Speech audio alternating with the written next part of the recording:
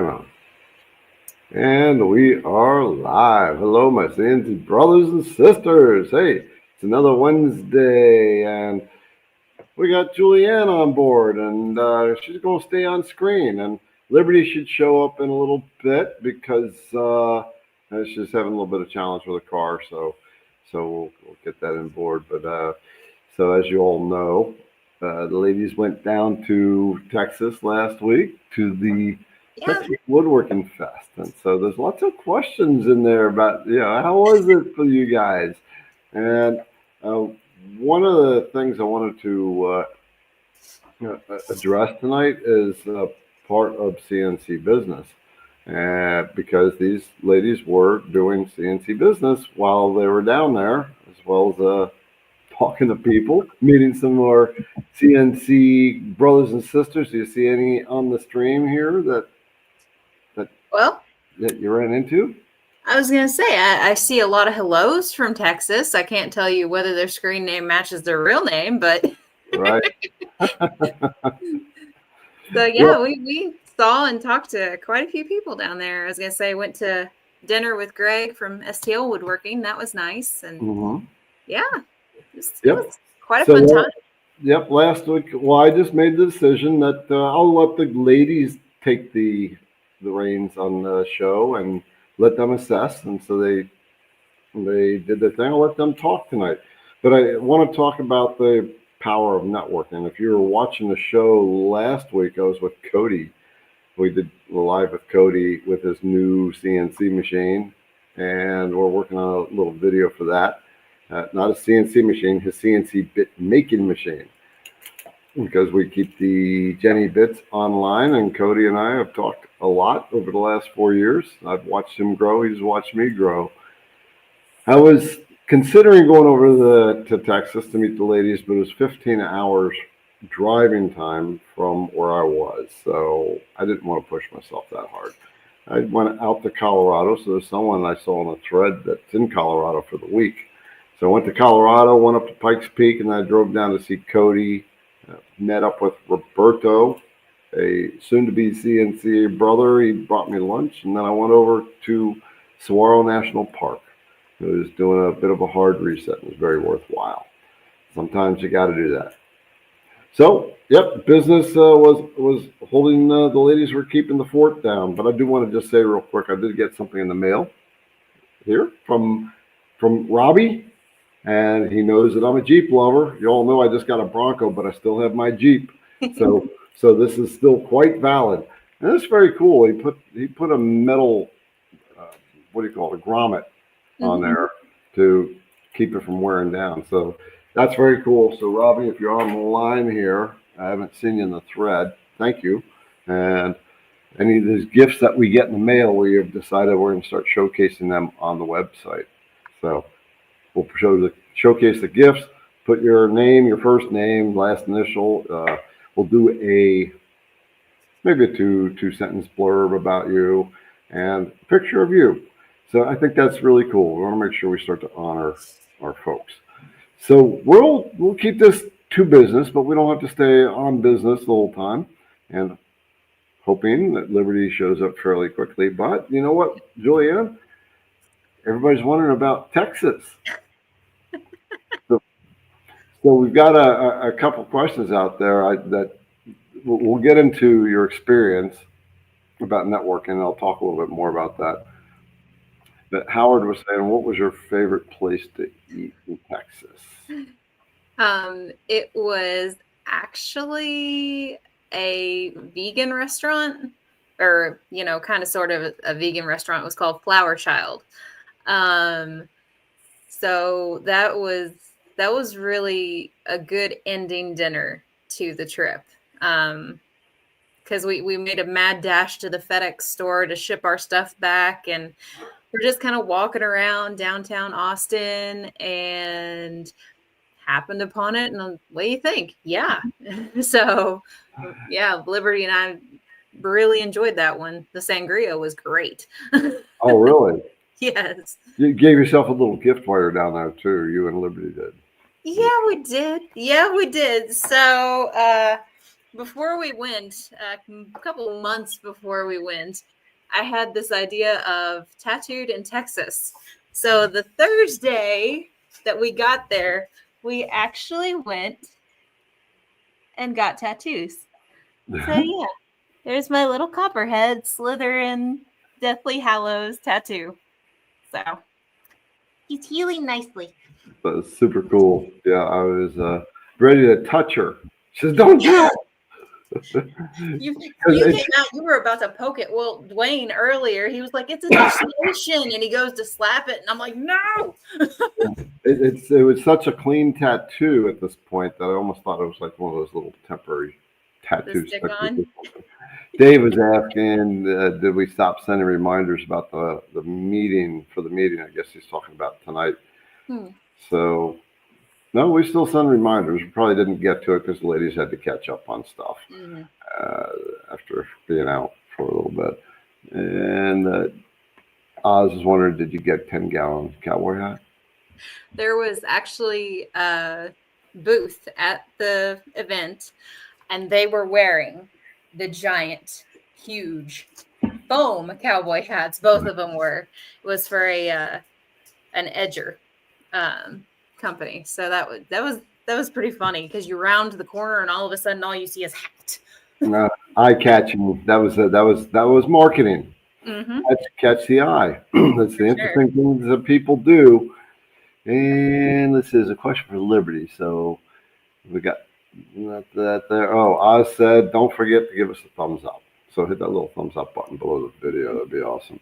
So I want to talk a little bit about networking. And if you were watching the show last week, Cody talked about that a lot because I asked him, how did you get started? Because Cody doesn't do a lot of marketing. He's one of those guys that is working by word of mouth. And he said his keystone element was his networking. And with his networking, he's got a really calm, personable approach, and he's just a likable kind of guy. So that helps a lot. And he was talking about how that leads to business, which leads to more business, which leads to more business. And he said that most of it was by virtue of being involved in CNC communities, like makers groups and what have you. So we don't have one around here, but not in Madison, Indiana. Well, I do want to get my shop ready for some training, so I've been kind of working on that, and it's getting close. Still got some work to do. So networking is vital. I do it all the time. When I see a company that has products that either I want to brand IDC Woodcraft or put their brand on the site, then I communicate with them and get to know them. But I follow my standards, right? So IDC Woodcraft is a value-driven company. We're not a profit-driven company. We need to make a profit, but we're not profit-driven. Companies that are generally profit-driven, they may do well in the short term, but over the long haul, it's none of us are dummies. We can see through that energy. And when we start getting that kind of bad feel, that's when we start going, something inside me just isn't sitting right. I'm not sure I want to deal with them anymore. And that's a good gut instinct to follow. So anyway, let's talk about your experience down there, and we'll pop on a few more. Oh, wait a minute, I got to put Howard's up here. He's wearing his IDC hat. I'm looking forward to learning something.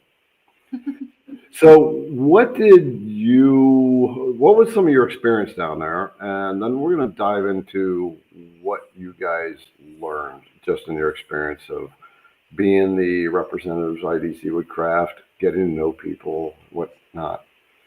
So what'd you all do? Tell about your general experience and about the show. Let's see. Well, my general experience was probably a little bit kind of reserved at first because I'm not generally an outgoing person. So to put myself in that place of, okay, I need to talk to people. I need to get out there and network. That takes a little ramp up for me. So it was a sort of slow process. It helped being like knowing a few people there. Like Andy Bird was there, and then like I said, we went to dinner with Greg. He was there. Knowing those two people was kind of like my in to sort of like get in the groups that they were already in, and then kind of introduced to the people that they know. There was also the aspect of getting recognized from just doing the lives and being a part of IDC. That actually opened a door for a couple folks to approach and be like, oh my gosh, hey. I was like, I don't know who you are, but hi. So just to that level of familiarity of like, okay, I'm supposed to know you. I may not remember your name. I remember your face, but we'll go from there. So it was an enjoyable networking experience for sure. And even the people that I had no clue who they were, and I knew that I needed to talk to, it was like at one point it was like an awkward, let me just stand here and wait for you to open the conversation. But a couple of the others were like, oh my gosh, so okay, hi, this is who I am, this is who you are. Let's get on a level playing ground. Mm-hmm. So it was different aspects that culminate in a very worthwhile experience. So getting different vendors for whatever aspect we need them. Getting introduced to people Liberty knew from Workbench Con. That was pretty cool. I felt like one of the cool kids. And then opening up a conversation with the Lightburn folks, and that turned into getting us invited to dinner, getting us, on a good conversational level with them. I think it just depends. Pardon, Gizmo. I think it depends just on the person. Generally, a lot of people are approachable, so that makes it really a whole lot easier to kind of hi. So what was it like to be there and be recognized? Strange. Very strange, to be honest. Because at one point, one of the guys that was volunteering, he was watching the doors at the beginning of the conference before we were let in.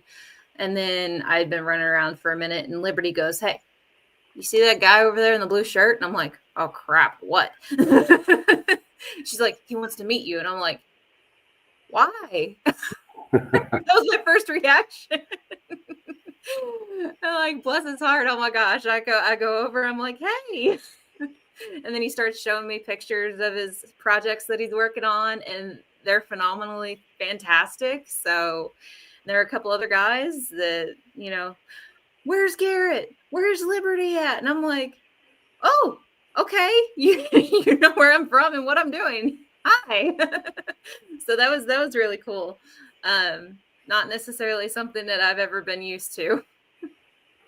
Yeah, it's part of what I want to do is and why I've gotten the ladies involved more out in the public eye is because it creates a broader base. The ladies who CNC, it gives them authority. As time has gone on, I've given them more and more authority. I mean, they pretty much run the show. I just every once in a while I'll say, hey, do this, do that, right?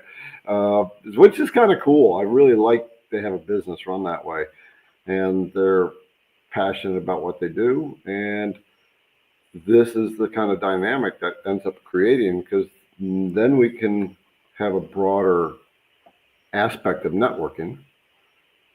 How do I put this? Everybody's got their own energy, right? I'm Garrett. I'm just this, retired guy, and these are young ladies, and sometimes they're a lot more fun to talk to. But yeah, one of the things that's really cool is when people want to show you their projects. When they see you and they're like, "Oh, look what I make! Look what I make!" And That's my favorite part. I absolutely love it. It's like, yeah, please show me that that spark. Show me what you've made and where you're going with it and what you have, I love that part. yeah. So you got your feet wet on your own. You guys, this was the first time you went. Liberty's gone with me before.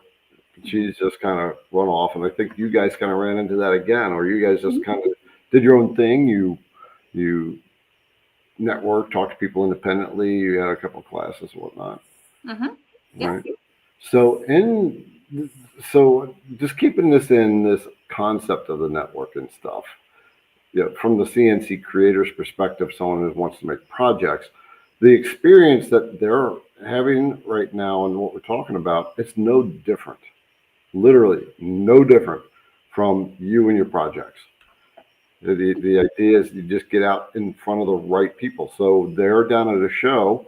IDC Woodcraft is a business, it's a brand, and companies like to do that. They like to get involved with that, and we want to help other companies as well. And of course, it helps us both. Creates a win-win-win situation. We give you more stuff. We are able to maintain some profitability and expand our baseline, and it helps them. Helps give the other companies a broader reach as well, which is what I want to do. So that's one of the favorite parts about that. Russell said expanding networking. Exactly. Now it's not just me. This is the level. I'm at the level of business now where there's a business book out there called "Buy Back Your Time." Right? As a business owner, my job is to be the visionary, the innovator, get the ideas rolling, get the team to start working on it, and then towards the end or throughout the process, I'll come back in, check, say, no, I want this, I want that. But on the broader spectrum, this is really about how you can grow in business. And yeah, it's always relationships is everything. You ready? Okay, all right. Liberty's on board. She got here. Things are good for her. So Juliann was talking about her experience of getting out there for the first time. Yeah. And connecting with people. She said it was a little nerve-wracking being in there the first time, not sure how to get engaged. The good thing is from now on, you'll always have those few people that now you can go connect to, and that will get you. That'll just kind of chill you out, and you say, okay, now I can go on. So Liberty, what was your experience in going solo and working to create connections, not with just business, but with other creators? So it was a really unique experience. Mine started out with the classes. I chose a creators class. And it started out me walking in and knowing 4 of the people that were standing or that were sitting at the seats as I walked in. And I was like, oh, like that was a bit of a deep breath. And it was crazy because all of a sudden it was like, well, I met them at the last convention. It's not like, I know them and talk to them every day, but like already having that connection was really cool. And then from there, all of those people continued to introduce me to more people. And like I'm in a couple group chats now, and it's kind of cool. So it's been really unique to just get encouragement from other creators and hear their perspectives and make those connections. Again, like a lot of this, like we see each other on the screen a lot, and it's like, oh my gosh, in person for the first time. Oh my gosh, in person, And so getting to do that again is just, it's always such an experience. I'm ready for the next time, Yeah. So in the concept of networking, you're building relationships with other creators. Mm-hmm. And then as far as like business, there's definitely conversations there too. There's some people who do know me as a creator who are like, oh, have you tried our stuff? And, they open up that conversation, which also opens up like new creative opportunities, different tools that I hadn't, realized to utilize yet. And they're like, now's your chance. Like, let's work together. And that's definitely a different experience too. Yeah. And one of the things with the ladies that I'm doing, and Richard, who is also a key member here, is working to give them the reins to get that kind of stuff rolling. Not only just making the connections, but assessing, is this the right fit for the company? Does that company have the right values that we have? Is the products in alignment, or is it an accessory extension of product? And then starting to do the negotiations to make that actually happen. Yeah. So how does that feel when I'm here and I want you guys to grow in this way, right? To get that business acumen at a higher and higher level. Mm-hmm. All right. It's a good overwhelming for me. Mm-hmm. How so? I mean, this is different scales than I've ever been at. I feel like each time I experience something new in the business and the connections in the business process, like you talked about the negotiations and, getting things finalized, getting systems that connect to each other, we've got, people on our site now that we had to like get our systems to like integrate so they'd communicate. And like, I've never dealt with anything like that. So it's a lot of new technical stuff, as well as like, I feel like I'm not supposed to be here, but I'm honored to be here. You know what I mean? I don't feel qualified to be here. Right. Yeah. So that's guidance, that's mentoring. You were involved in discussions. You get to see some higher level discussions with this other product that we're working on now. Juliann's been involved in it too. So they're both getting their feet really wet on how to negotiate with this kind of stuff. What about you, Juliann? What's it like when you're getting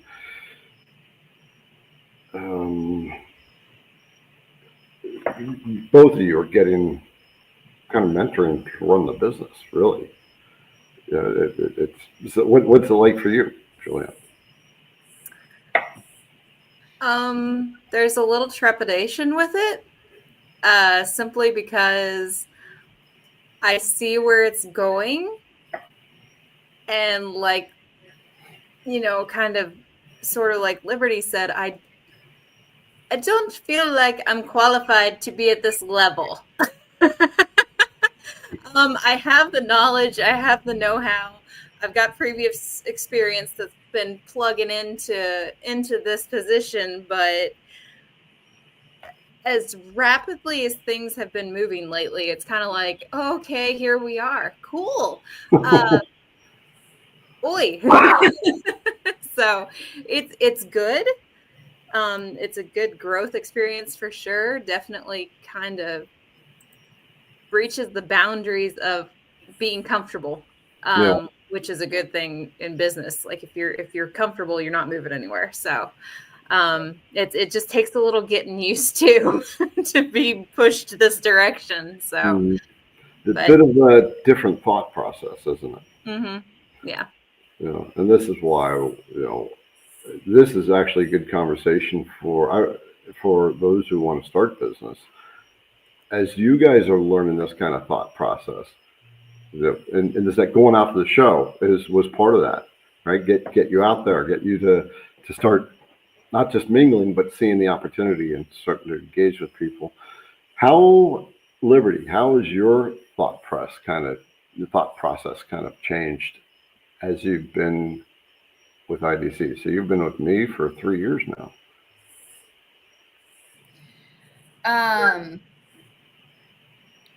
I mean, like I said, this is a scale that I've never been at. This is a scale beyond my experience. So it's been a learning experience in so many ways, down to even the simplest, like I like to tell people, like, how did you get started in CNC? And I'm like, well, actually, I didn't really know what it was. I just came in to ship out bits. And then I stared over his shoulder long enough that he was like, well, do you want to learn or not? And just started learning. So even with that retrospect, it's all been kind of very much a thrown, not in a bad way thrown at me, but like it's kind of just flowing. Like I can't even, like my dad even said, he's like, I can't imagine being at the corporate level that you're at, in a sense of all the technical stuff that you guys deal with. And I was like, honestly, I don't even know how I'm dealing with it. It's just one day at a time and we figure it out. And if not, I cry, Juliann. Yeah, you two interact a lot to make decisions internal to the business. What about you, Juliann? What's it like as you're gaining this business acumen? I mean, you said it's pushing the comfort zone, which it has to in order to do that. But what is some of the stuff that you are learning, how you think differently from when you started? So you've been with IDC for 2 years. Yep. Yep. I guess considering how by the book I usually am, certain aspects that have been brought to the table here have got me out of that business school textbook mindset. So it's like, okay, I've done little bits of this before. In other jobs, I've done little bits of this before, but now it's really bringing it to the table of, okay, you're not reading it in a book. This is not small scale stuff. You need to kind of roll with this and adapt accordingly. And that's, I enjoy it. I enjoy learning the new stuff.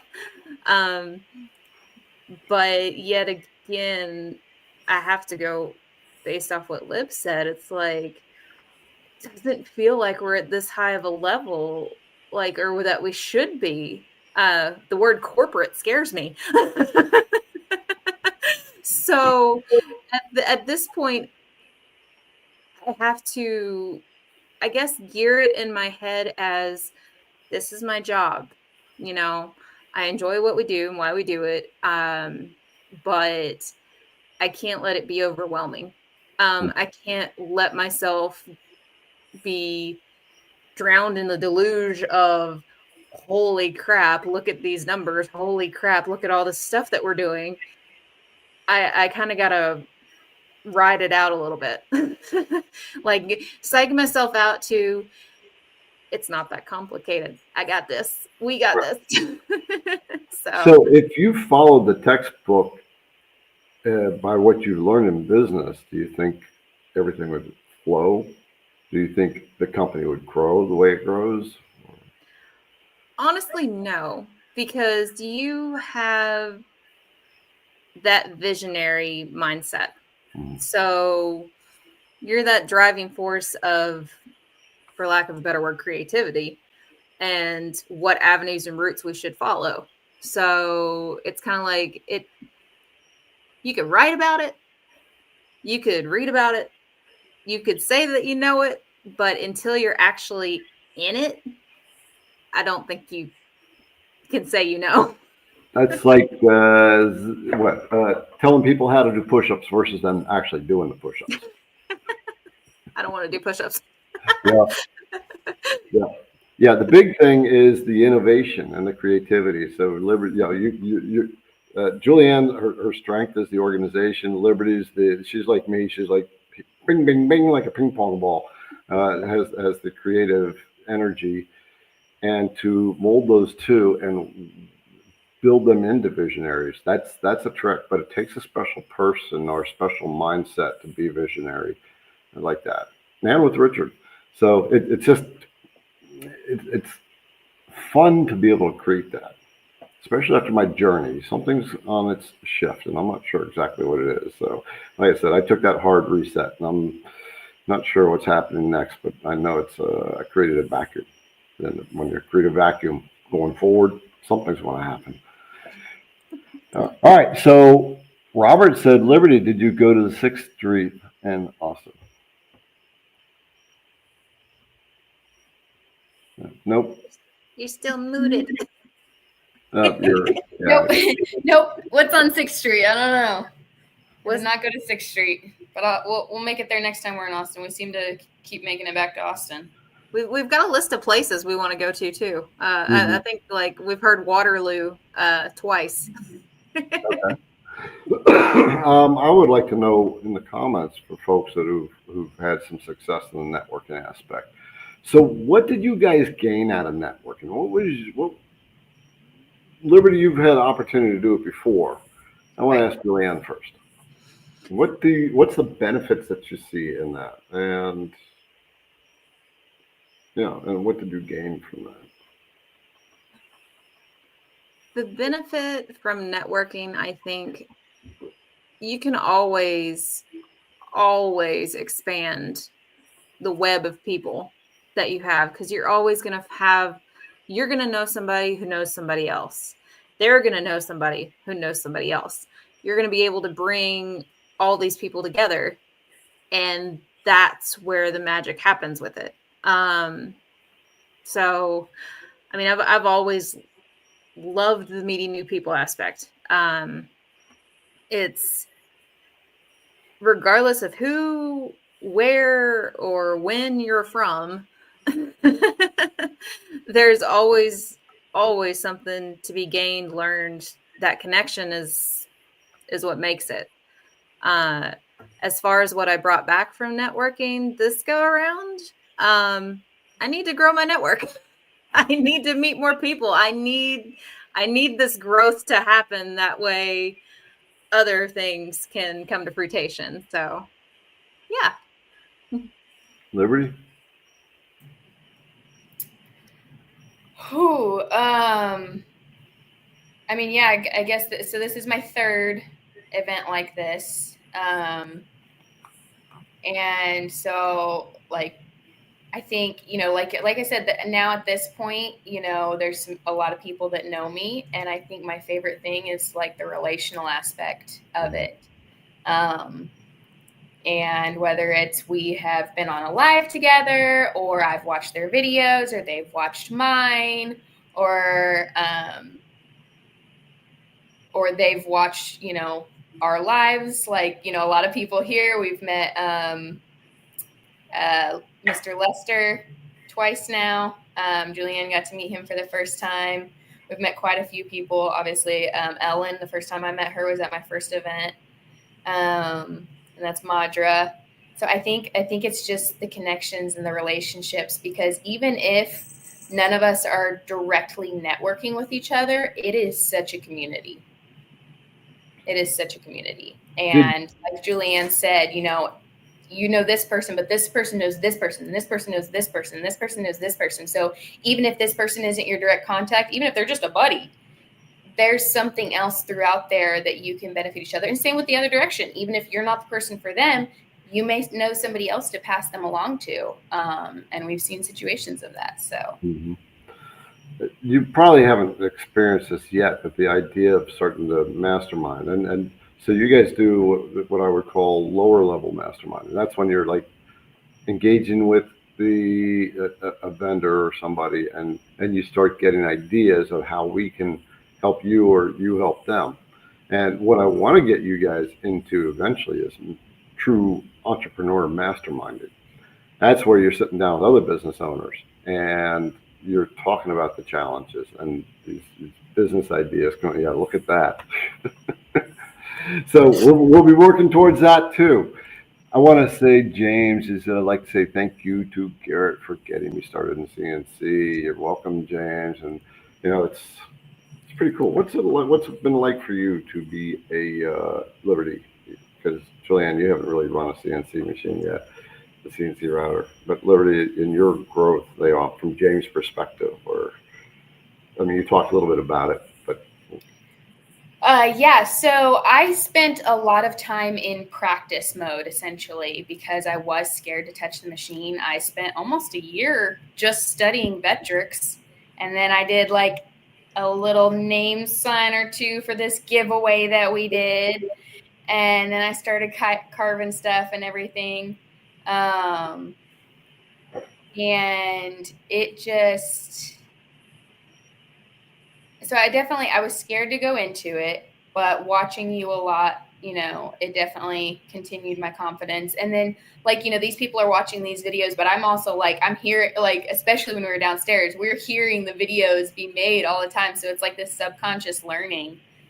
But kind of how I've tried to present myself with, or how I'm trying to present myself, is I'm the beginner that you're learning alongside. You get to see me make the mistakes that you're going to make or could make and not feel as bad, and maybe learn how to fix it because of how I fixed it. Maybe not run into that issue because you saw me run into that issue. So it's, I feel relatable to, like, I feel like I need to take a step down and sit with all the beginners, you know, like we're on the same level, but I am excited to continue putting my practice into practice. You know, I've been studying for so long, and now it's like I'm finally actually dipping my toes in. Yeah, I think what was last week or the week before, you weren't here, and someone's asking, I don't know if you've confirmed what machine you've gotten. Yep, I have the HD 520. Yeah, Shark 520. Yep. Yeah, I think it's 20. I don't know. I always get that flip flopped, but yeah, I have the HD 520. We just started pulling stuff out of the boxes, so I'm excited to get that put together. Right. Yeah. So you guys are going to be working on that. Did you start working on it today? The video? We just mostly opened the boxes today. I didn't have much time. I had to run Junie to the dentist. So, okay. But yeah, we just did unboxing today. Tomorrow. Yeah, okay, cool. I want to throw this comment out there from Ray. He talks about 6 minutes of separation. So there's a book out there called 6 Degrees of Separation. And that is, you are 6 people away from connecting with anybody on the planet. So, so that's the idea of networking. If you want to accomplish something, you get out there. You find somebody who knows somebody who knows somebody who knows somebody. So let's get a couple of questions out there, a couple of statements. Jack said he's been working this week on a web app to help people price their projects to reach a set monthly goal. Ooh, I like that. Jack, when you get that, we'll get that website out there and promoted for people, because they're always asking about pricing and what have you. And Kevin is saying, Juliann, got my new bits, coffee mug, and my M&Ms. Cool. Awesome. It's always cool to get the M&Ms. I don't know, something special about that. Robert, I hope you can point me in the right direction. I have Aspire version 12. If I create a new file, check, make sure it's in inches, create a circle, create a toolpath, save the toolpath, okay? And in the G code, there is no G20. I have to manually enter G20 in the toolpath. Okay, so that's your post processor that you need to set up. And I don't know if you're using well, you're using the VECTRIC software. So the post processor you're using is set for inches. Set for millimeters, right? The machine is going to default to millimeters. So there needs to be the code in there, G20, to tell it it's working in inches. So you'll need to check your post processor. And I am going to I'll share real quick so I can show you. Then we'll come back into some of the business stuff, because I don't mind sharing some of this stuff too, of course. Let's go here and go here and go there. All right, so when you are over in the toolpath side, and when you go down to save your toolpath with a little floppy disk, floppy disks is so out. But I guess that's the icon they use. You go into the toolpath, and you're going to need to select your post processor. I don't have a toolpath in here. Oh, there it is, right there. Okay. So you go to the post processor here. I got a video. So find that video and link that about the post processor. It shows you how to do this. But I'll do it real quick. Go to your post processor, click add new post. And then when this window opens up, you find this little plus button right there. Click that. And if you are like using the alt mill or, yeah, it doesn't really matter. Find your machine. If you're using, like I would use the alt mill, so I'd be using the GRBL. It's going to say in the file that whether it's going to be millimeters or inches. So you want to select that post processor that has the inches in it, and that will default it to that. If your post processor does not show up in inches there's two ways you can do it. You can edit the post processor so that it does put the G20 in, which I've also got a video for that. And that's the one that says if you upgrade to a spindle, you need to update your post processor so it puts in that the dwell command. But that's how you edit the post processor, and then you can edit it to punch that in all the time. But this is the way I would go and do it. The other way is I would just go back to the company and say, what post processor do I need to use to do this in inches? Okay, so we're going to end that screen share. Okay, Screaming Goat, from the shows you've been to, what's the biggest lesson CNC beginners miss when it comes to networking and learning from others? Hope you had the blast in Austin. Okay, so what's the biggest lesson that you think beginners miss when it comes to networking and learning from others? What either one is, because you're both going to answer. I would say like maybe not actually listening. Okay. And that would be like, sometimes you can get, excited and talk too much or what have you. But I would say like it's not necessarily talking too much, but an actual willingness to listen. And that seems simple and dumb, but you can literally see it when they're actually willing and ready to listen to you and engaged in it versus when they're not. And that's not only like going to affect how you learn, but it's going to affect how people interact. Yeah. And that's a really key point, especially in networking, is because we can sometimes go in with an agenda. Right. And if you're coming in with an agenda, which, I mean, there's kind of a baseline agenda, but what's more important is building the relationship. Because for me, for IDC, we want to make sure that we are connected with the right people. Right. So, but if you're coming in with an agenda of, oh, I'm going to get this, I'm going to get that out of them, you're thinking ahead of their talking. You're not listening to their needs. So it's that this is really what Liberty was saying in both sides is, you want to hear what's important to them so you can not only gauge if it's a good fit, but what's important to them and the little nuances that psychologically you can mirror back to them. Juliann, what's your thought about that? So like in hindsight, you're thinking maybe, I could have done this or I could have done that. I've kind of been floating a couple answers to this. I want to say on a personal note, I think the biggest lesson is you don't have to remember everything at first, especially when it comes to names, because that's a good opener, because you shouldn't necessarily be afraid to approach somebody repeatedly. If I'm trying to word this in a way that makes sense, but because there are some people from companies that I don't remember their names, but I think that that's an okay thing. Because if they're not approachable, if they're going to just kind of write you off just because they've met you before and you don't remember what they said or, you remember you talked to them, then I think, I don't know. Because with me, I'm not a good name rememberer unless I've met you and interacted with you on a daily, almost constant basis.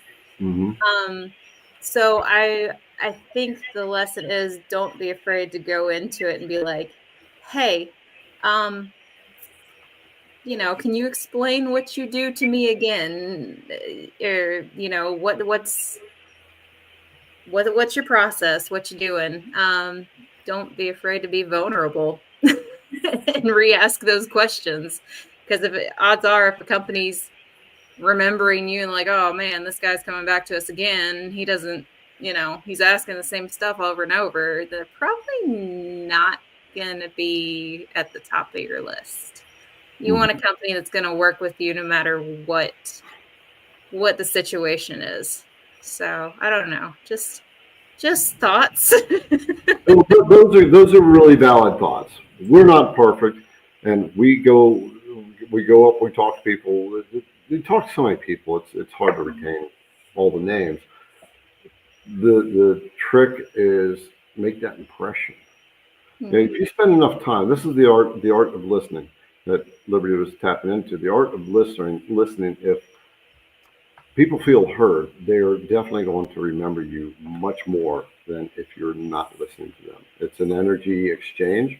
And if you're taking in their energy and you're not trying to think ahead of them, that it's subconsciously that's leaving a mark. But also, of course, the approachability. Right? Approachability in authenticity. So Liberty's approach is quite different from yours, but they're both markers. Right, and then of course the repetition. Right, so we've been to a few shows, and we had a couple companies that were there, but we're at the last one, and I talked to one of them. Liberty talked to the same one, and then they were there again. You know, I don't know who talked to them, whether it was Juliann or we're talking about Boss Dog, but IDC just keeps popping up. So this is another way to get your eyeballs on people and start to create that rapport and that to get remembered. So when the opportunity does come, you've got something, you got a foundation to work off of. So not all things work the first time.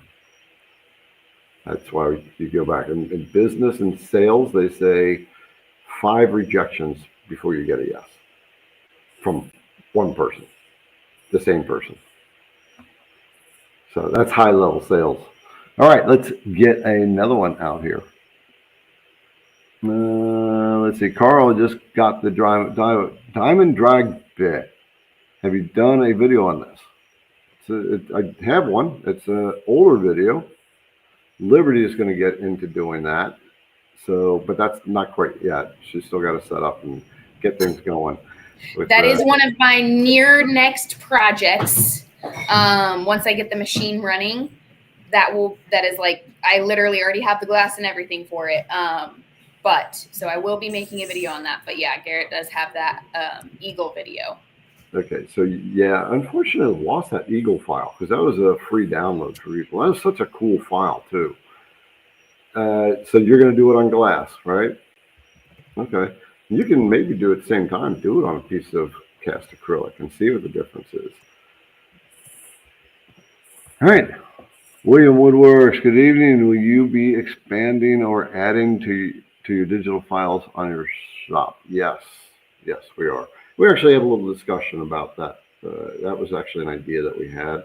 So we got a few digital files we have to get up online, the 3D files, but of course a lot of it comes down to manpower and how we can fit it in the bandwidth. So, you know, I don't know what's Juliann, you're the one that you kind of deal with that with Richard, right? So how complicated is that process? Well, it depends on if the file is an original file or one that, you know, we've had designed. If it's an original file that you've done, it takes getting a whole lot of stuff together, the how-to instructions, the file itself, making all of it into a zip file, the designing of the actual document. It takes a lot. Just and thinking uploading. digital file. Like, honestly, it's very, very surprising to see exactly how much work goes into one tiny little thing. Yeah. We got to photograph it. We got to make the darn thing. Yeah, that's true. I forgot that part. Whenever I make one, I got to run it out for one of us near Liberty, and we got to verify that it's all going to work out. So yeah, there's quite a bit on that. Okay, so Boom Boom's workshop reached out as I'm going to be in Cincinnati this weekend. Do you have a retail location? I don't have a CNC yet, but wanted to buy some bits from you just to help you have already given me just for the help. So, ladies,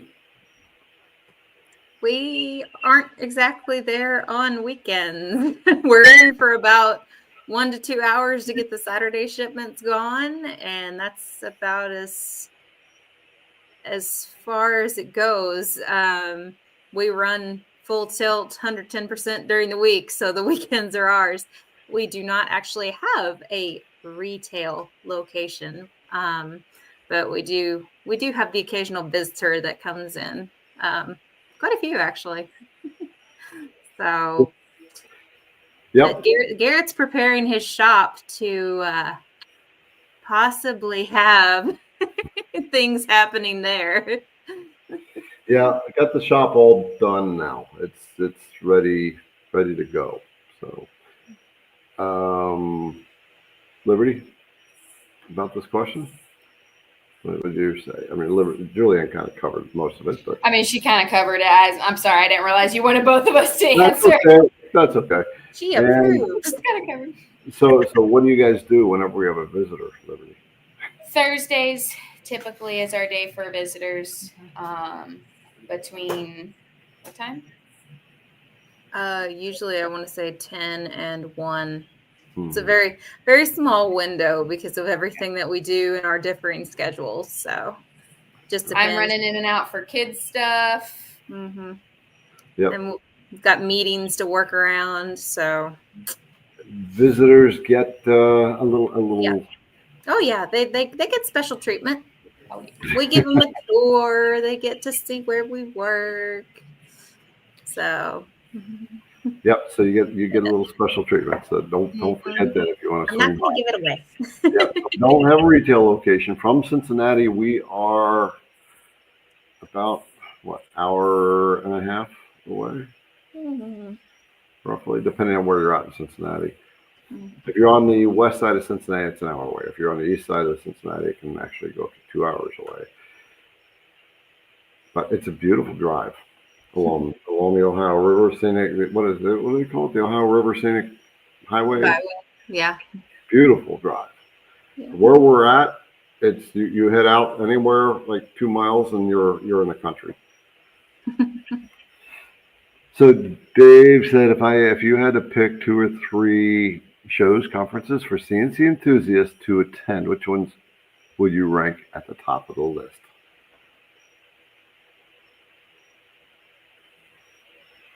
Liberty? You've been to more than I have, so I think you would have a better input. But I will say, thus far, the Texas Woodworking Show for this regular woodworking CNC man is one of the perfect shows. Like, I loved the show. I loved the size. I loved the vendors, the classes that they offered. So I would put that in my top 3. Okay. Workbench Con, I would definitely recommend. Oh, yeah, if they continue doing that.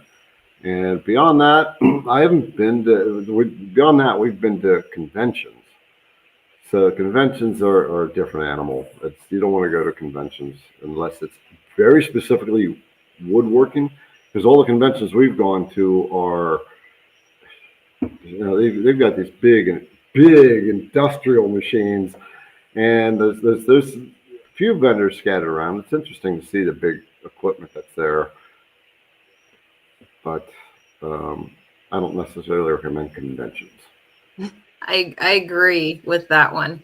Yeah. If you're just a CNC enthusiast, you're not in it to go into production or like really get a whole lot of projects going for your business.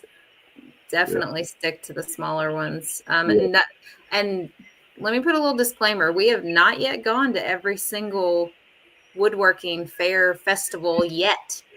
So Exactly. we're just now kind of dipping our feet into the, loveliness that are these lovely little meetups and greetups and There's stuff. one that I actually missed this year that I hope will continue and be happening again next year, that I think would be a good one for us to test out again. But yeah, we're just dipping our toes into this realm. We're finding out what's right for us, what's not right. Yeah, and it's actually a really good place to actually not only do the camaraderie, build the camaraderie, is to network as well. Gather ideas. When you talk to other creators, you see what they're doing. It can spur ideas for you. Duck is say, anyone going to Maker Camp in the Catskills next month? Ooh, New York. I want to so bad. You know what? Look into that, because there's one of the people is in my entrepreneurs group, the Dragons. So she lives up there.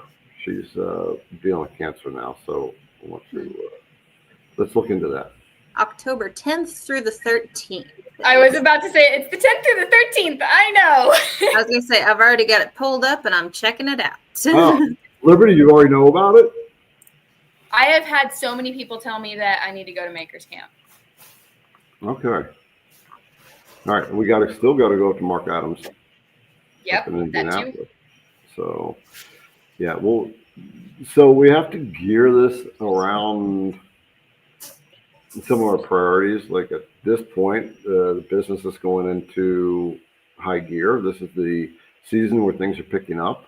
We got a few new products coming online, and so we're working on that. And by the way, here's another thing. So there's a local person Terry, who got an alt mill, came down to meet us, and we went up to his place, very beautiful place. But now he's working on making a product that we want to get out there. So we have a brother CNCer that is now starting to work on something that we are going to retail, because it's something that's needed. So I messaged him today, by the way. So he's still refining some things. Any update on the tramming tools? That's exactly what we're working on. So we had prototypes made, and we had some modifications on the prototypes. And when someone's going to do this, we're buying in bulk. So we have to say, we need a quote. We need to make sure you can do this.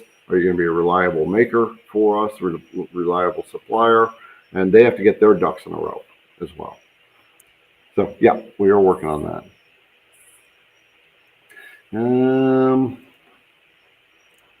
Scott saying, Garrett, can we talk about the STL carve not cutting all the way through?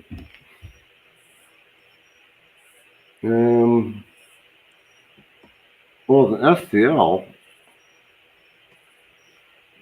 so the 3D carve, if you dictated the depth of the project, there's no reason it wouldn't cut all the way through. Can you think of anything on this one, Liberty? Why you might? I think you're muted. There we go. Sometimes you've got a inches to millimeter issue. Your decimal point might not be in the right place. So that would be the first thing I would check, is your settings on your depth. That's what I always check, is I check it not only back in the file, but then into, what it shows on my control software. Yeah, I think so. What I do is I always use the feature puts the boundary around the model, and I use that boundary as a profile. Let me see if I can find a model. And I'm going to do this, because here's what I think you might be having some challenge. This is the only reason I think that this might not work for you. So I'm going to find a file, and let's see, it's going to be that one right there, right? Okay, and I've got to go find the model. So let's go here. Is that it? Okay, we can do the welcome sign. Is that, I think, nope.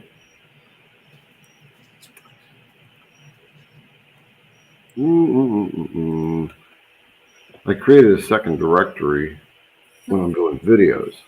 And so now I'm confusing myself. So I got to get that resorted out. And we're going to go down to signs. I was gonna say I've found the file that he sent us that he has the question about. Sent a file, huh? Yeah. Okay. Yeah. All right. So I'd have to take a look at that. But here's what I would do once I find this sign. So where is that stone welcome sign? There it is. Okay, we'll go with this one. This is actually the one that we're going to put it online shortly. As soon as it comes in. There we go. So I got to get that centered up, located, and I'm just going to go import. Come on, baby. There you go. So that's what we're going to be bringing on board here. I didn't put the. I got to re-import that. So I'm going to, let's see. I'm going to Control Z that. I'm going to just do it the faster way here for me. So my zero plane, I didn't have the wrong spot.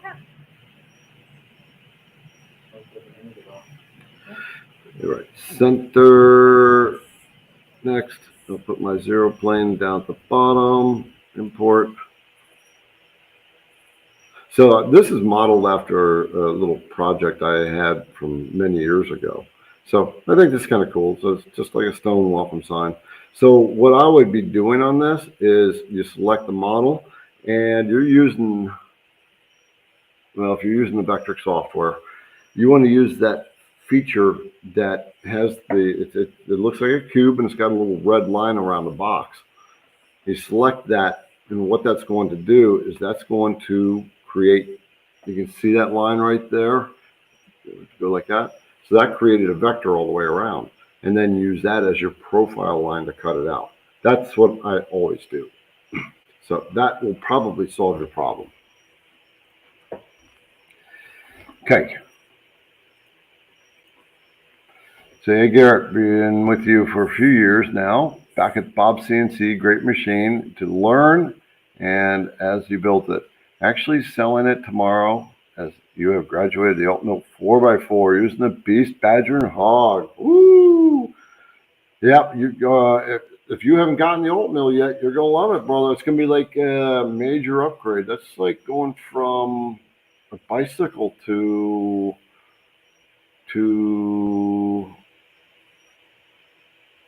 you're muted if you're talking to us. So that's like going to a bicycle to a four-wheel vehicle with a motor on it. So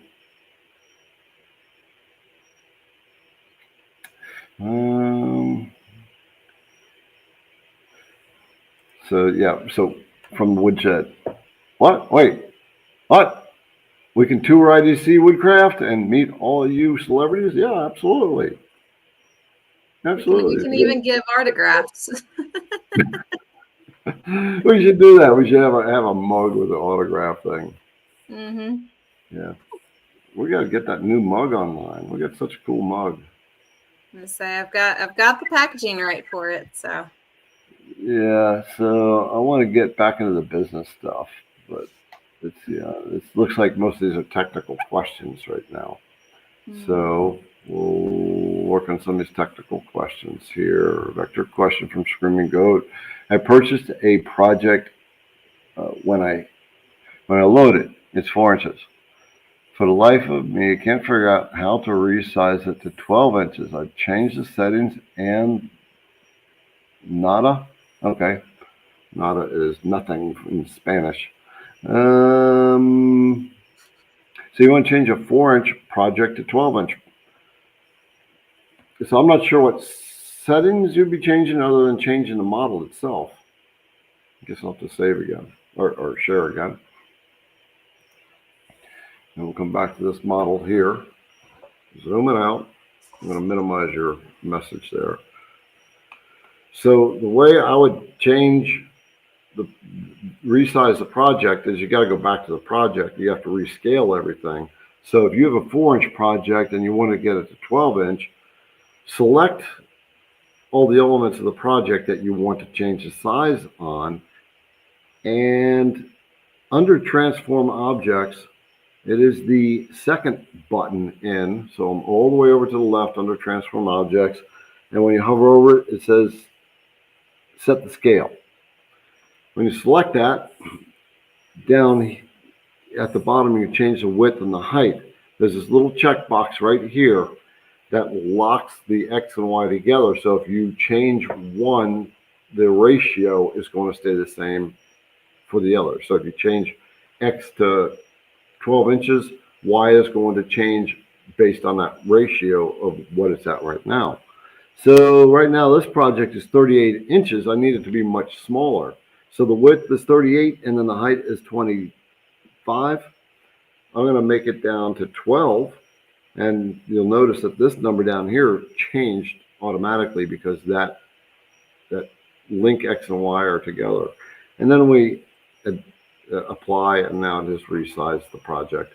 And then you would regenerate your toolpaths. So that's how I would do that. And Cody Ellerman, what's going on? Cody Ellerman, what are some feeds and speeds and cut depth on hardwood with a 1.5 IDC Woodcraft surfacing bit? Keep getting stuck and it just slides across. So part of this depends on the power of your spindle. So like with the alt mill here, the 1.5 kW spindle that comes with the alt mill, I found as far as things that will cause something to get stuck, right? There's three links in the chain that one will be a weak link. One of the drive motors is pushing it around. They need to be powerful enough to overcome the tool, the pressure against the tool. The second one is the spindle power. That's got to be able to take on the power of the project as it's cutting. And third is the bit itself. If you overload the bit too much, you're working it too hard. So in the alt mill, it is generally the spindle is the thing. And when you're working with a 1.5 inch surfacing bit, it's doing a lot of work. So it's lower power and it's doing a lot of work. So what you need to do with that is I would start at maybe a 0.02 depth and then skim it and then start working a little bit more with that. When I surface projects, I always do maybe 0.02, 0.03 per pass. I may do it 10 times. I don't care. It's just I want to make sure that I know exactly where the high spot is. I don't want to overpower the machine. So that's probably what's going on. So just make your depth of cut a little bit more shallow. All right, Jan and Rick, the file I sent you on the decimal conversion from VECTRIC work. So I haven't looked at the file. I don't always, so I'm kind of careful because I get so many files. You can take a look at that, Liberty, if you take a look. See if I will, yeah, I'm looking for the email now. Okay. All right. Doggone Productions, any advice on working with bamboo? About to do a project with it. Bamboo is a nice cutting wood as long as you've got it nice and tight together. Bamboo is a really nice looking wood. It's not hard to cut, but it's clean cutting. That's really the advice I would have on that. Bamboo, I've never cut bamboo with an upcut, so I don't know if it chips out pretty bad or not. So I couldn't say on that. But I like bamboo. I want to see some of the comments that are going on out there.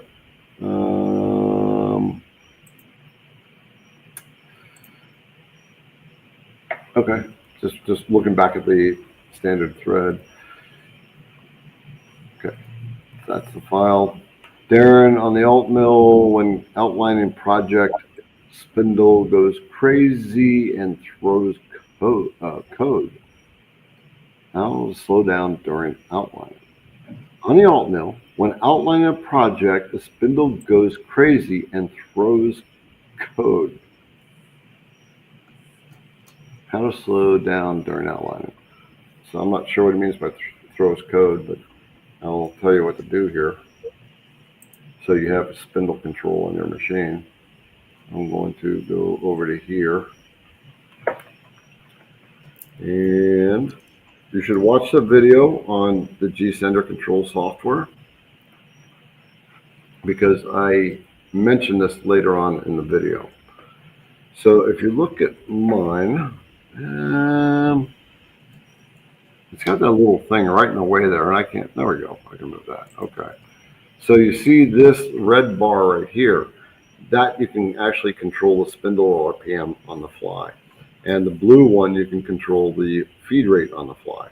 The way you adjust, get these turned on, is you'll come over to this config icon down the lower left corner, and you want to come over to spindle and laser, click that, and then you want to enable, where's the spindle controls? Right there, it's right at the top, this guy right here. Turn this guy on right here, then that'll turn on the spindle control so you can adjust it on the fly. Definitely want to watch the video on G-Sender, especially if you're just getting the alt mill CNC or the long mill, or if you have a GRBL based machine and you're using the G-Sender control software, because it doesn't just work for the alt mill, long mill, it works on any GRBL based CNC router. It's control software. So the link will be put in there. All right. Okay, so I have located the email. I have forwarded it back to the email again, so that way it's at the very top. But I am unable to get the file to open myself. Okay. All right. Let's see. First, I want to minimize that. So I want to get, then I'll get you guys to talking. And okay, so we'll do this. Screaming Goat at the Austin show. What CNC trend or idea stood out to you guys the most? So you guys talk about that, and I'll go look for that email. I say CNCing an account. No, wood. That was a common trend. Give me a second. Okay, so overall, let's see, CNC trend or idea. I don't know, because like there was a lot of woodworking stuff in there. There was a lot of different Carving, knowledge, tool carving, routers. Yeah. So I mean, we made spoons by hand, so we didn't, there wasn't. Okay, let's say it like this. At the Texas Woodworking Festival, it wasn't purely CNC woodworking that was focused on. You had a lot of different things coming into the space for sure. You did see your CNC peoples there. But I think it was a mix. It was a mix of a whole lot of stuff. There we go. It was the CNC people that stood out. Yeah. All the makers that attended. Okay, so okay. And CNC Labs was not at the show. They weren't. No, they were not. All right, so it looks like he's working on maybe a Corian or something. So I haven't done Corian, and actually that's something, make a note of that, to order us a piece of Corian. So I think this Corian is How do working. you spell that? What's that? How do you spell that type of wood? Corian. It's not wood. Corian is. It's like they make cutting boards out of it, but it's not wood. It's like kind of like a plastic, but it's not really a plastic. Kind of combination plastic stone, maybe. I don't know. Put Weird. comments put something in the comments. What is Corian? Corian. Yeah, Corian is actually nice stuff to work with. I mean, you can do nice stuff with it. So I haven't cut with it, so I will get that information to you. Wood, plastic. Got it.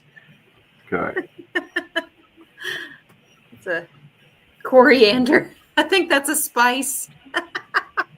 That's exactly what I was thinking of. Yeah. So that was an interesting question, though, about the trends that you see at the show, or just trends in general. So here's what I'll say, and I know Liberty has started to see this. I think Juliann's starting to see this too. Is when I got into CNC in 2020, it wasn't very well organized yet. It's very fragmented. It still is very fragmented, but there were like the 4x4 machines. They weren't really out there at that point. And so as people were starting, the hobby community was starting to ask for larger and larger machines, then the machine makers were starting to respond to that. So then the 4x4s came online, and we're at about the end of the curve where the 4x4s are online now. So what the PWN has the Dominator, they just brought that online. The Alt Mill, Winfinity, Next Wave's got it. All your CNC companies now have a 4x4. That's available because the market was demanding it, and so all the businesses had to follow that. There is now more movement to a little more automation, like the ATCs. There's a lot more questions about that coming online, and companies are doing that. There's more spindles are getting into the market. And what else? What else would you say, Liberty? Muted. You're muted. More spindles. Yeah. More spindles, I would definitely say, just, from my perspective. I didn't like from the realm that you were in whenever I first joined. Like, you knew about spindles and everything, but like you had the Makita router, and like it seemed like everybody I observed around you had the Makita router, and I guess I just didn't look enough at the spindle until you got one. Mm-hmm. That was definitely a kicker for me. I was like, I'm getting a spindle when I get mine. I don't want a router no more. Right. I am seeing a few more companies come online that are working to sell CNC bits. Some of the processes, there's still a lot of fragmentation, though, which is something I really want to address. Actually, I wanted to address that from the very beginning. So, who knows, maybe that's what's coming next. Juliann, what do you think you've seen as far as trends? Well, the touch screen that doesn't leave the machine side. Mm-hmm. Like starting to see where it just integrates. All you got to do is plug that lovely little USB in there and you're good to roll. You don't have to cart the computer over and have to worry about that. But yeah, so I see that also being a trend that's coming along. Mm-hmm. Yep. Yeah, seeing some software trends as well. So with the advent of AI, AI is just starting to make its way in. So Carveco is using AI to do some stuff, and I imagine VECTRIC will have to get on board with that. Just because if you're a business and you're not using AI, you're shooting yourself in the foot with the business tool. So And there's so many things that can be done with AI now. It's like insane, and it's still in its infancy. Okay.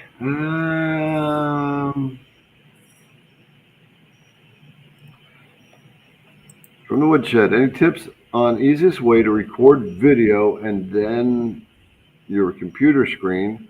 Maybe you could share your quick process for making a tutorial. About to post my first video using Zoom and iPhone. Okay. Then edit. So for me, for screen recording, I use OBS. Yeah, if you're actually recording on your screen, OBS is a free software to record video and then your computer screen. So we typically will use two different cameras. Well, not two cameras. We have two video sources that are going at the same time. When we are doing something on the computer, Adam, the videographer, he is filming us, and we have OBS running on the computer. OBS, like I said, it's a free outsourced screen recording software. And a little technique he taught us is when he's rolling and we start the recorder on the screen, we do the clap just like that. And that creates a spike in the sound in the audio part of the video, and you align that spike. And then you've got your audio streams connected for both of them, and the video streams are connected properly at the same time as well. But don't overkill it. If this is your first video, just get in the habit of getting videos out there. Just make them. I mean, sometimes our videos go through quite a bit of a process. But if you're just starting, just work it until you start getting a rhythm. Just be consistent.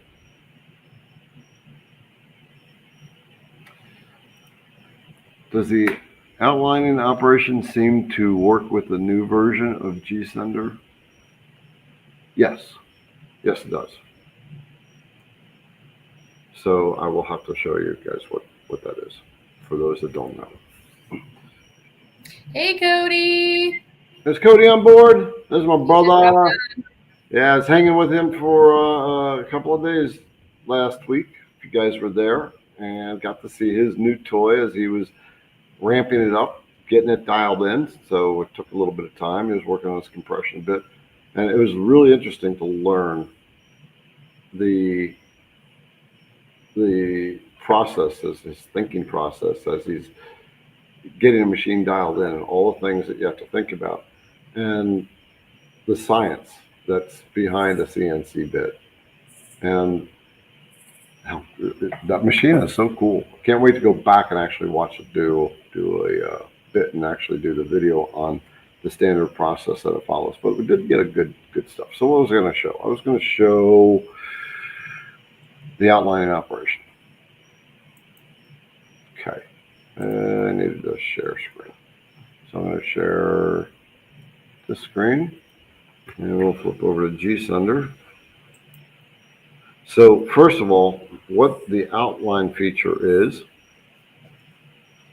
is when you start a program, I don't have a program in here to start. So when you start a program, you're going to get buttons in here. I don't remember where it's at, but it's what I'm going to say outline. Let me just load something up and we'll see.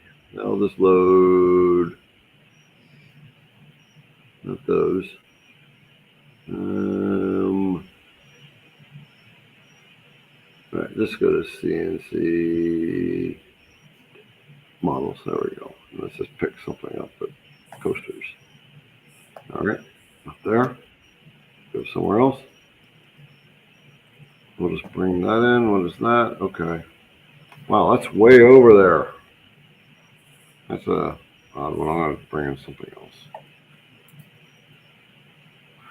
Okay, what the outline feature would do is the tool, when you start the project, it's going to start from way over here. But what it's going to do is it's going to come over and it's not going to turn the spindle on. the machine is simply going to outline the button's up here now. It says outline. So the machine is going to come and outline these two. And what it's doing is it's showing you the max outside travel of the project. And you can use that as a map to make sure your clamps are in good position, that it's going to be cutting over the project. I think I can do this. So this is way over. I'm going to zero my machine where it's at. Just want to look at my numbers. 38. That's way over there. Max, X and Y. We'll make sure nothing's in the way. All right, we're going to bring my other camera online. Share. I'm going to bring a, let's see, extra camera. Oh. There it is. Okay. All right, I want to get a different project in here. I do want to show you guys what this outline feature is, but I don't want to show it with the start point way off like that. So I'm going to go to a different project. Just pick something here. Oh, the pizza peel. That's a fun one. That was actually a fun project to run. So this is basically a square outline. I need to move the machine over so that I can, we're just going to switch that. No, we won't. So I'm going to bring it up and over because that's at the,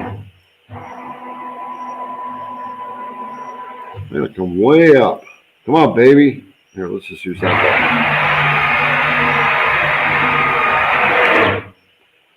button. Okay. For some reason, the machine didn't like that. There we go. Okay, Wi-Fi. There we go. All right, so I'm going to zero that out there, and we're going to bring that screen up. What I'm going to do is I'm going to hit this outline button right here. I've zeroed my project with the X and Y, and I'm going to minimize this screen, and you got the machine up now. And what it's going to do, it's going to outline. I'm going to just have my hand on the E-stop when I do this. And it stopped. Okay, so I got an alarm, which probably means I went outside my limits. All right. So let's move it over more.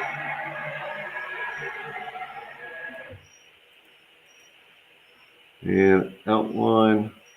And it's not liking that. What's alarm 2? Let's see what alarm 2 is. Soft limit G code. So this is another thing that the outline will tell you is if you're going to go exceed your limits on your machine. So what the machine would do is it would come around that square and you could see how that machine is running around the project. And it's going to take the most accurate path. So if you've got a circle, it's going to create a circle, but it's just going to go around the outline of the machine itself. So let's remove that.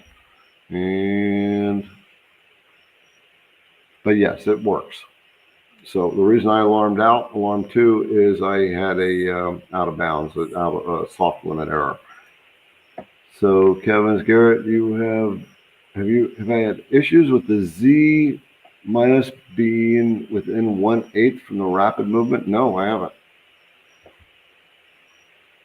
So if you're losing steps or something, if it's going out of position, then what you need to do is contact the company.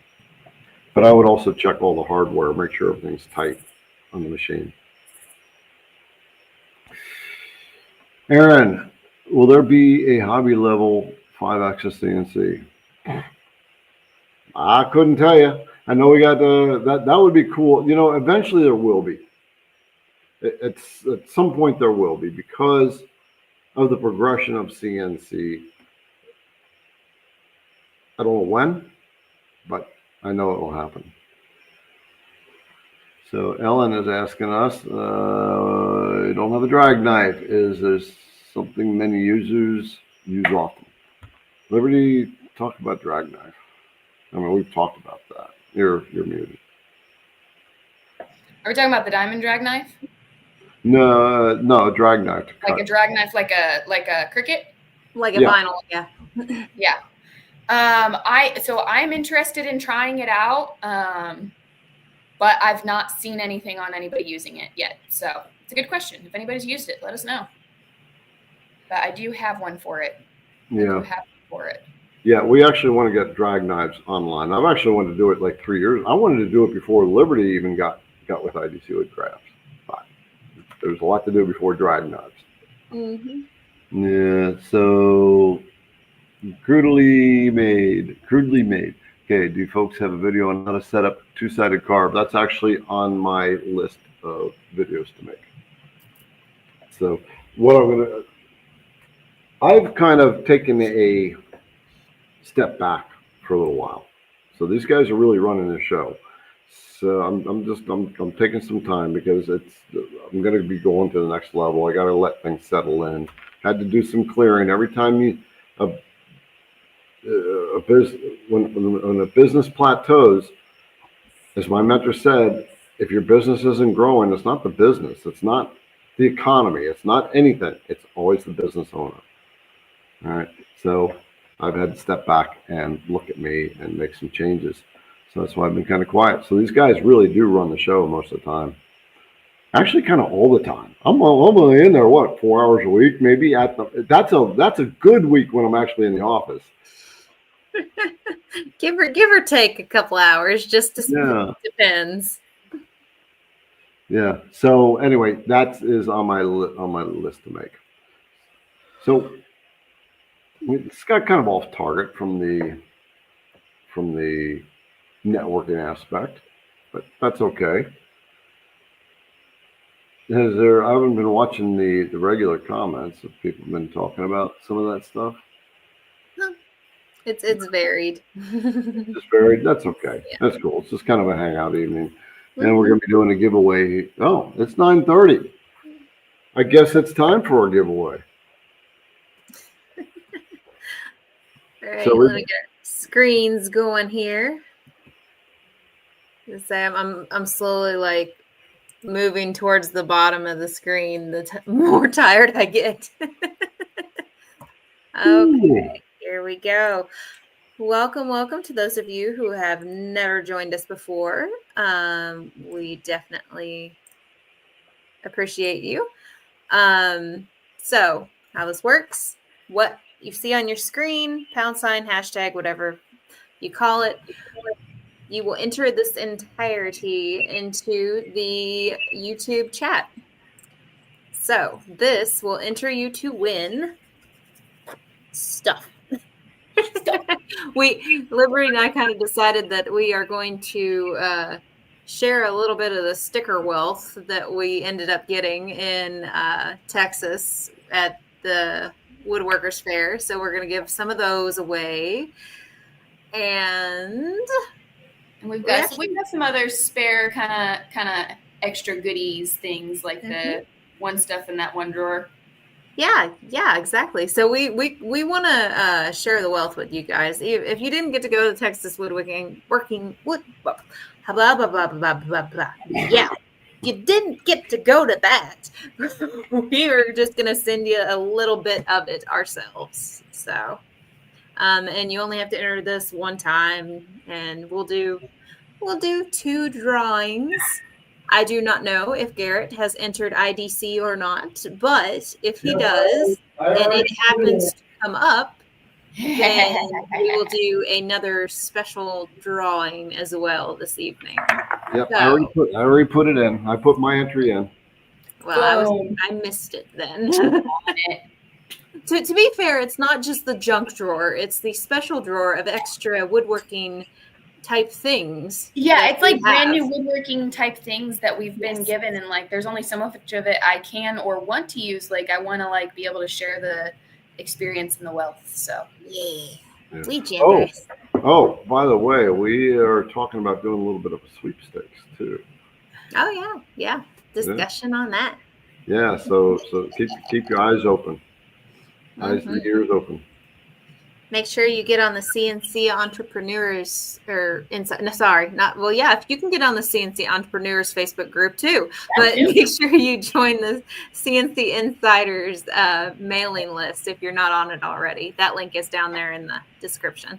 Yep. And Bruce said, don't forget to give us thumbs up. Ladies are hanging out tonight.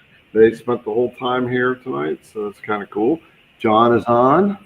John Terry. We've got 192 people watching and only 90 some odd likes. Only 90 likes? Mm-hmm. Guys, it's just a little button press. I just refreshed it, Yeah, just see a what little. happens. Okay. All right. Cool. There we go, 106. Sorry.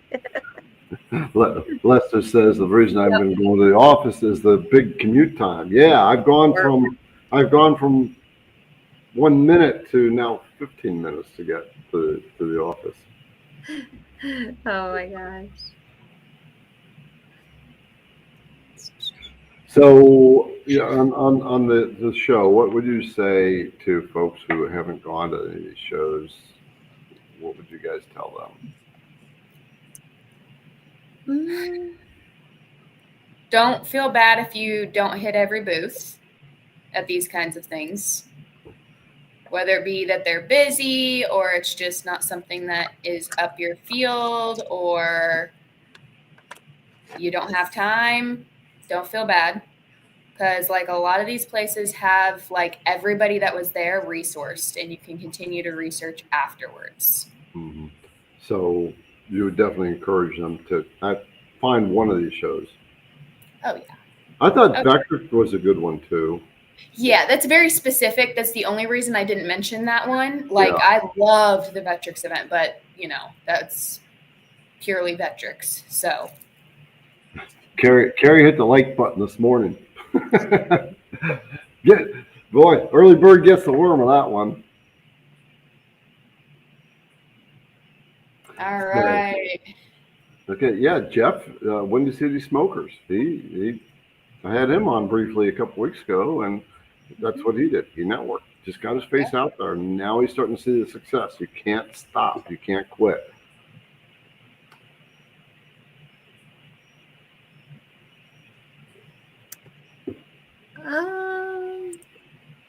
In answer to this question, is there a place that lists different shows and locations? Yes and no. I've done a whole lot of poking around to see if there's a comprehensive list, and some of them were created before 2020 and haven't been updated since. But we are actually a sponsor for the Woodworkers Guild of Georgia, and they have a comprehensive list of different woodworking events across the country. So I'm going to try to see if I can pull from that and create one ourselves to put on our website. Yeah. So just hang in there. I'm going to make sure that we actually have ones that are still occurring. All right, get the hashtag network in. Lady's going to be rolling the wheel here in just a moment. Yeah. Let's see how many we got so far. We got 152. Okay, how many likes do we have? Hold on. Let me look. 149. All right, we only need 3 more thumbs up on the video. Let's. Oh, there you go. Let's have your entry. The number of entries match the number of likes at least. I like that. Oh boy. Duck got stuck. Love it. Okay. 154. Okay, let's roll it. Yay. Hold on. I'm getting there. Got seconds. Okie dokie. All right. So here we go. Start that drum roll again. Here we go. Come on, Mr. Spock. I saw Mr. Spock.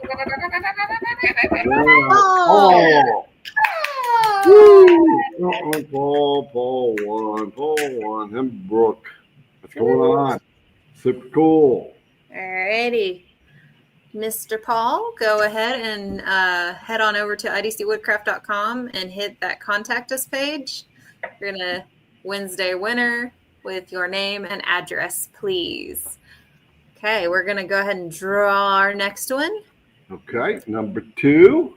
Numero dos. Let's do it. Okay. All right. Oh, there we go. All right. Yeah, come on. Mark. Mark Lazinski. I gotta figure out if this thing's got sound so we can have the sound too. I'm sure we could. Hold on a second. Hold on a second. Let me see. There you go, folks. Wait a minute. Okay. There's some noise in there. Let's see. Oh, hold on. We've got a whole bunch of stuff here. Oh, you guys don't have to do it. There's our drum roll. That's perfect. I found good stuff. All right, Mark. Sorry about that, but same deal to you. Head on over to our website and get that contact us page going. Yeah. Yeah, I wanted to note, Jan and Rick, 24 years in business, word of mouth number 1, networking number 2. Isn't that the same thing? Yeah, word of mouth. He hit a product and he did it well, and that's all he needed to do. Product or you told one person. That's networking. You told one person. Yeah. That's networking. Yep. Yep. All right. Well, winners, congratulations. You know what to do. Me and the ladies are going to check out, and we will see you next week. Do we have any special guests next week? What is next week? My brain is 20-somethings. Yeah, we'll figure it. My brain's still in Texas. No, I have a dentist appointment next Wednesday. Ruh-roh. So I don't know. We'll see if we can. We'll just have to take your camera over to the dental chair. So, I don't know about that. I don't feel comfortable with this. I don't think people need to see that. All right. Okay, brothers and sisters, we are going to check out. We will see you next week. Bye, everybody.